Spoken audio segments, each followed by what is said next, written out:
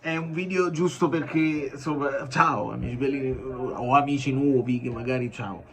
Ehm, Uno sfizio, visto che il video di oggi è il video complicato che riguarda noi del Napoli, eccetera, eccetera, una panoramica su quello che sta succedendo, infatti capirlo, sul mondiale per club, perché questo è un po' pesante, però il Manchester City, veramente pensavamo che Manchester City rimaneva in crisi per tutta la vita, sono strafortissimi e non c'è alcun dubbio.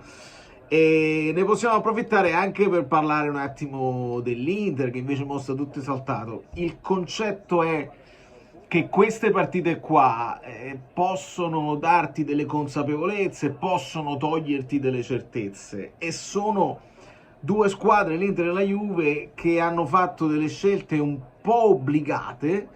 La Juve si è trovata a dover confermare praticamente Tudor, perché Conte no, Gasperini no. L'Inter si è trovata a dover prendere Chivu in extremo, un Chivu per il mal di testa, l'hanno dovuto prendere perché la prima idea post Inzaghi era Fabregas, ma il Como, state vedendo che mercato sta facendo il Como, tra Baturino, quello che ha preso il centrocampista, poi Morata, ciao, altri Jesus, quello là del mamma mia, occhio al Como, lo diranno tutti, lo dico anche io, perché questi, se vogliono, se si organizzano e vogliono mettere in pratica quello che hanno nelle casse, state buoni. Quindi voi lasciate un like qua, all'improvviso, don't let them know your next move, lasciate un like qua, perché domani io ho il che fare e potrebbe non uscire un video, quindi poi vi andate a recuperare, magari, il video quello là difficile, quello là sui soldi, perché è importante capire a livello di sigari, ma questi qua sono, mamma mia, docu. Mamma mia, che accelerazione docu.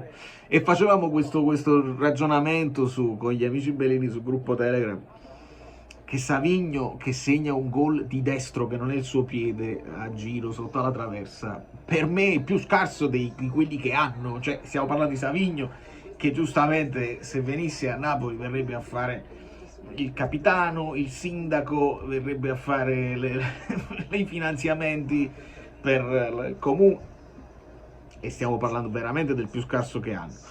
Poi mi va anche di dire, per quelli che si divertono ogni tanto a dire che Haaland è scarso e che segna solamente, dico, fa quel gol, ok,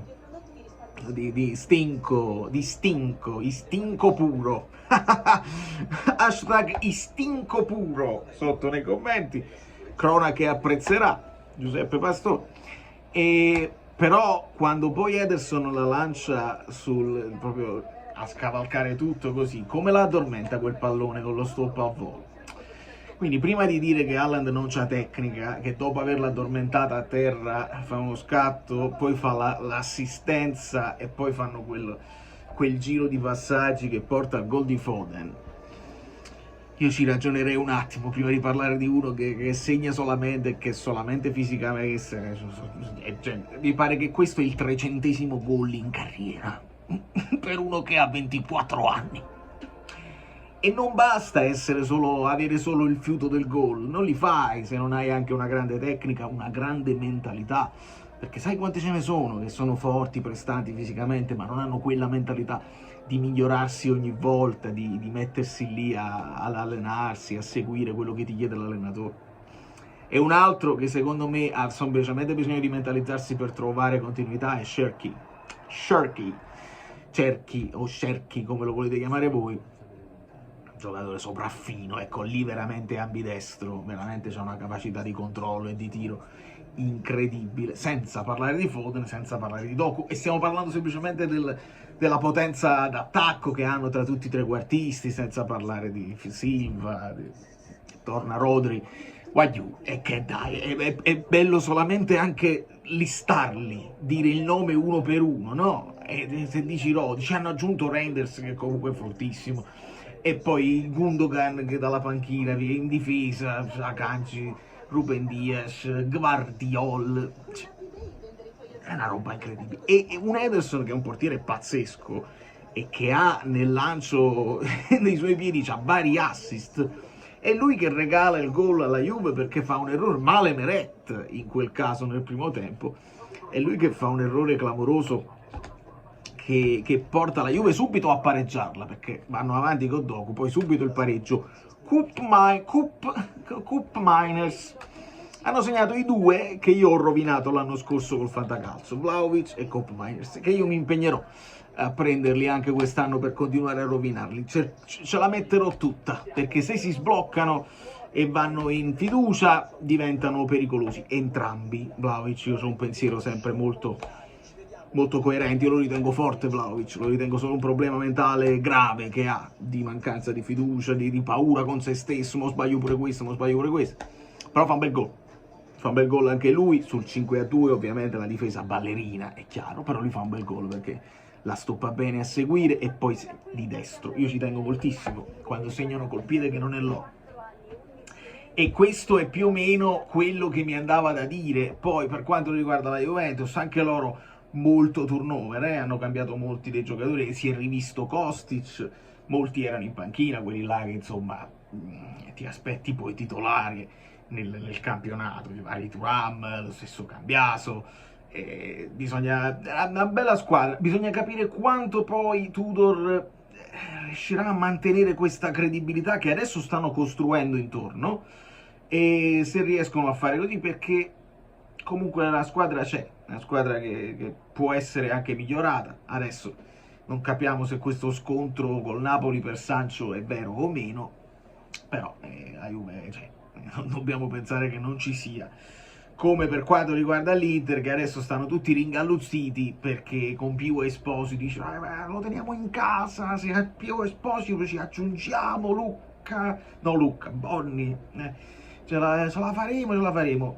Sta piacendo anche Susic, il nuovo acquisto al centrocampo, forse un po' meno Luis Enrique, quindi si stanno organizzando. Lì è questione veramente di credibilità di Chivu, che però sto vedendo stanno già pompando a livello mediatico, non come è successo con Fonseca. Fonseca e il Milan li hanno abbandonati completamente al dubbio del tifoso e non l'hanno difeso, mentre Chivu lo stanno già pompando, lo stanno esaltando, come stanno proteggendo Tudor, quindi è una situazione completamente diversa. Stiamo rivedendo quel trittico di sorelle organizzarsi in un certo modo. Ma per uno sfizio mio, che io avevo fatto i pronostici, lo ricordate? I pronostici per il giusto per la cronaca, avevo dato il Porto primo nel gruppo A e invece no, passa il Palmeiras, però avevo beccato il Palmeiras. Quindi nel gruppo A ho beccato il Palmeiras una su due. Gruppo B avevo detto l'Atletico passa insieme al PSG, è passato solo il PSG, quindi 2 su 4. Boca Benfica avevo detto, Benfica sì, Boca no, quindi male quelle là che dovevano essere il River e il Boca, quindi 3 su 6. Poi ho beccato Flamengo e Chelsea in quell'ordine, quindi 5 su 8. Poi ho beccato l'Inter, non il River, quindi siamo a 6 su 10. Poi ho beccato Borussia e Fluminense insieme, quindi stiamo a 8 su 12. Ho beccato City e Juve in quest'ordine, quindi siamo a 10 su 14. E vediamo Al-Hilal e Real, che avevo messo Al-Hilal e Real. Se l'Al-Hilal vince e il Real poi dovesse no, vediamo, insomma, così potrebbe andare come dovrebbe andare. Da New York, Valerio Fluido è tutto. Il 2-5 è pesante, ma ci sta. Io piano piano voglio un po' dare pressione a loro e voglio un po' buttarli giù. Ci dobbiamo organizzare perché quest'anno abbiamo un dovere per il primo anno di partire non da favoriti, ma di partire con consapevolezza di poterlo fare. Favoriti non mi piace perché mettiamo la pressione inutile, però di partire consapevoli di essere forte e di potersela giocare. Però dobbiamo fare un grande mercato, perché per ora le chiacchiere, belle le chiacchiere, sogniamo, facciamo un sacco di visualizzazioni con i no. Poi quando arrivano e si chiude il mercato, ne parliamo, quindi si può fare, si può aprire la borsa. Vediamoci tra poco.